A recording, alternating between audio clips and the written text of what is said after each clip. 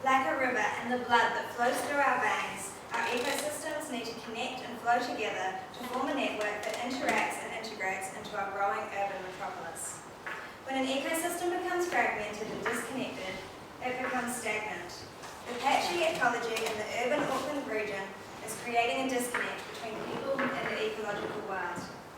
This is resulting in the loss of key major habitats for our local wildlife and our connection with the environment. If this current disconnect with nature continues, the social, cultural, physical and mental health of our communities will rapidly decline. Pressure on limited land for a growing population is challenging the ability to sustain, grow and extend the currently fragmented green mantle. The integration of native biodiversity needs to be woven into the current urban fabric to create a thriving ecological network that connects our native pollinators and creates a stronger, healthier community identity. So that brings us to my question. How can the fragmented landscape of a city be healed using biocorridors that connect people and habitats through enhanced and restored ecosystem services? My initial research analysed the Auckland region and mapped the current vegetation throughout the city and the major obstacles fragmenting it. I also mapped the current community garden network and the position of public beehives. This analysis revealed that the vegetation was especially fragmented in the central region and that there were very few strong connections between these major habitat nodes. I took a closer look into 6 key areas around the city to see how this vegetation was dispersed. Each of these circles maps a 50-metre radial area between major vegetation nodes, the current stepping stones that exist between them, and a possible biocorridor link that could connect them. I also mapped the current vegetation percentage within each circle to see which areas needed the most attention. I've looked into a lot of case studies where similar projects are happening, including New York with installations like the High Line and the 1 Million Trees Project, and Perth's Greenways Initiative that is linking already significant habitats together with a new urban forest network. I have also researched how this sort of initiative could work with current Auckland strategies, including the Forest and Bird Northwest Wildlife Link, the Auckland Plan Initiative to create a Green Auckland, the Grow Together Community Gardens Network, Kai Auckland, the Auckland Council's Plan for Quality of Life, and the Auckland Council's Indigenous Biodiversity Strategy, and also Landscape Research's Trees for Bees strategy. Several meetings were also made with members from Council to discuss the feasibility and practicality of this proposal. So I took this research and started to analyse who this information would primarily benefit and concluded that my key stakeholders were the local communities in each area, the Auckland Council, the Community Gardens Network, and of course the wildlife. Now, the main wildlife group I've decided to focus on is the pollinators, as they also have the biggest effect on our local communities, as without them, 1/3 of our food source would disappear. Here I've created a table that analyses our major pollinator species, birds, insects, and lizards, their average travel distances from the nest, their habitat and food requirements, and their preferred vegetation types. Now, some of this information still remains unrecorded by biologists, specifically travel distances and existing populations in the Auckland region, thus providing potential mapping and analysis areas to look into in the future if funding was provided. I have utilised the available information to map the pollination hotspots and corridors to connect them using the island species contour model. I have then combined this model with an overall pattern-based landscape patch matrix corridor model. This creates a broad analysis of how landscape fragmentation affected pollinators as a whole in the Auckland area and the most important areas to focus on, using these design interventions. To make the vegetated areas easier to analyse, I've divided them into 4 main components: open space, backyards, community gardens, and burns.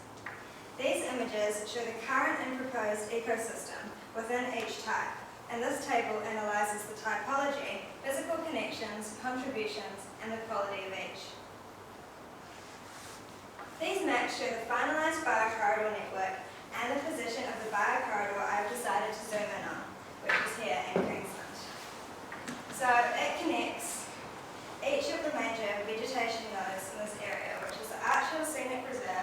Nixon Park, Corfi Intermediate and the Kingsland Community Garden. I also chose this area because it contained the most diverse array of obstacles, which is the motorway and the major road, which is New North Road along here. You've got Bond Street down here. You've got the railway line that it crosses, your major shops where there's little vegetation in this area, your rooftops, and yeah, your motorway. So, I also chose this space because it contained each of those four components, which is the open space, the backyards, the berms, and the community gardens. Here are some photographed examples of these components in the area and a bit of the history of the site to make suburb-specific alterations to each intervention. These blue sections here show the areas that are suitable to have added public and private interventions to connect the major vegetation nodes. So I've divided these installations into public and private installations. The public interventions, which are down the end, will be installed to bridge these obstacles in the open space, public berms and community garden areas and be looked after by the council and the local community. The private installations will work on backyards and berms, which are very important stepping stones in this scheme. Here is an advertisement that would be used to help persuade the private sector to become more involved with their local biocorridor. Auckland's population will increase by up to 1 million people over the next 30 years. As Auckland's density grows, vital habitats for our major pollinators risk being lost. Pollinators are one of those little things in life we take for granted. But without them, 1/3 of our food source would disappear. That's why we need your help. We are creating a green biocorridor network throughout Auckland City that connects the habitats of our major pollinators. Design interventions are being implemented in the public realm, but the private realm also plays a vital part. Your backyard and berm form major connections in our scheme. We need you. Go to our website and redesign your berm and backyard with plants that are great for pollinators. There are lots of cheap, easy, low-maintenance options to choose from, and even the addition of one tree can make a huge difference. Our pollinators need you, and we need them to create a green, edible, livable Auckland.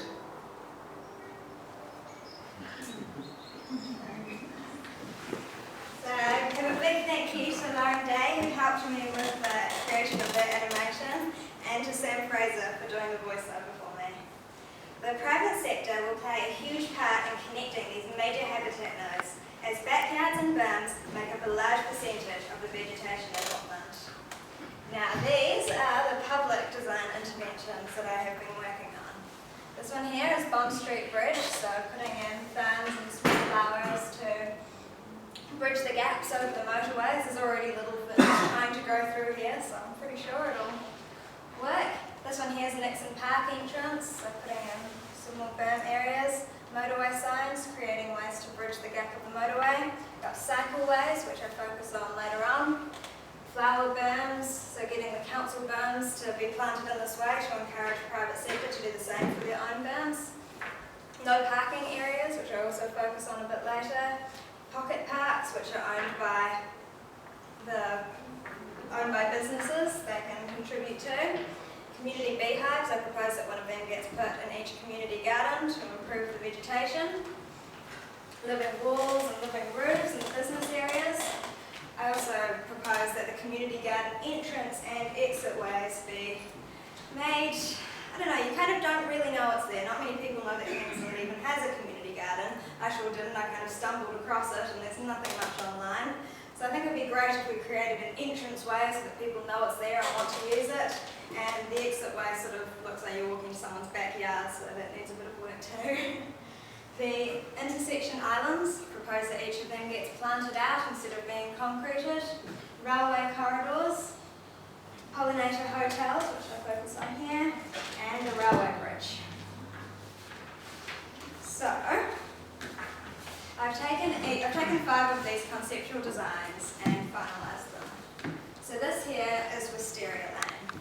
Wisteria Lane is a cycleway installation that welcomes you into Kingsland.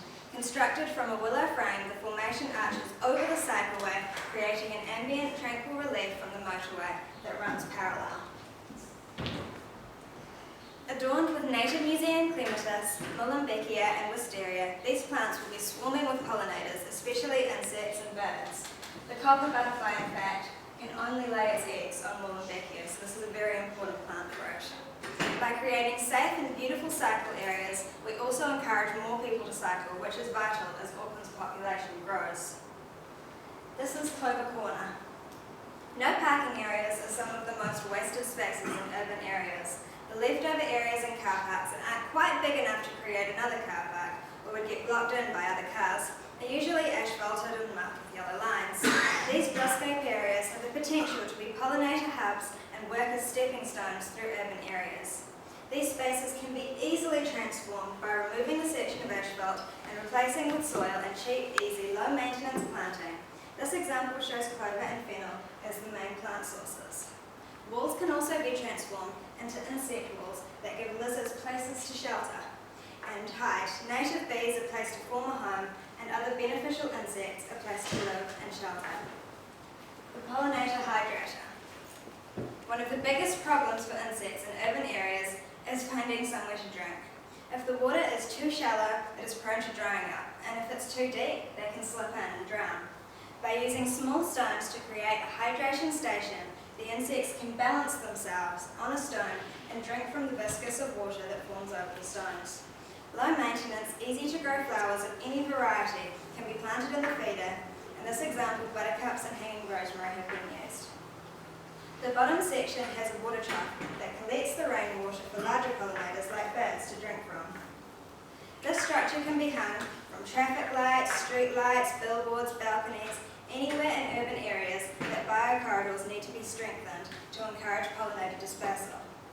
Having these installations in urban areas also brings awareness to and educates people about pollinators, encouraging them to help strengthen their own landscape areas. This is Pollination Station. If utilised wisely, our railway corridors could be some of our strongest biocorridors. As Auckland's population grows, the use of the public transport system is going to increase. Currently, catching the train is not the most pleasant experience when compared to a private motor vehicle. So the more pleasant we can make the experience, the more people we will have wanting to catch the train. When looking out the window, the main thing one has to look at is graffitied walls, backs of buildings, and dirty industrial zones. To create a frontage for passengers to look at, I propose an extended biocorridor run parallel to the tracks and the unused edge spaces that creates a beautiful scenic view for passengers, a safety barrier from the railway line for pedestrians, and a strong and resilient biocorridor for pollinators. The biocorridor shown here in Kingsland uses swathes of flax for bird pollinators, coprosma for lizard pollinators, and lavender for insect pollinators. Now my final one is Pollination Park. The grounds and small spaces outside businesses and homes in urban areas are perfect places to create stepping stones for pollinators. These pocket parks can be implemented by the businesses that own the areas and designed in a way that benefits both pollinators and the people who work there by providing an outside break space. This design is for the Asco Company on New North Road, who have decided to renovate the area outside their business as a privately owned public space that their workers can now enjoy. The current area, which is pictured over here, it consists of a grass lawn, an old water cylinder, and a few existing real and birch trees. So this design focuses on creating an easy-to-maintain area where workers can enjoy their break that can be built within a 20k budget. The design is based on the history of the site and includes a variety of planting that benefits the complete range of Auckland pollinators. A rock sourced from within the Alsco site car park is used to create a unique habitat for lizards, and the fences are covered in Mullumbeckia and native clematis to attract native butterflies. The path design is constructed with railway sleepers to connect to Kingsland's transport-orientated design, prime Auckland position, and the tram line that ran through the area in the past. To conclude, I believe the fragmented landscape of a city can be healed by implementing a network of biocorridors. These interventions can connect communities by bringing them together to work on things that improve their community and encourage them to interact with nature. Biocorridors should be viewed as the missing part of our infrastructure. They expand pollinator habitat range, facilitate their passage, and provide food and shelter. Biocorridors will make our city greener, more livable, more edible, and most importantly, provide a city-wide ecological link of natural areas to enjoy. Auckland's Lifeline.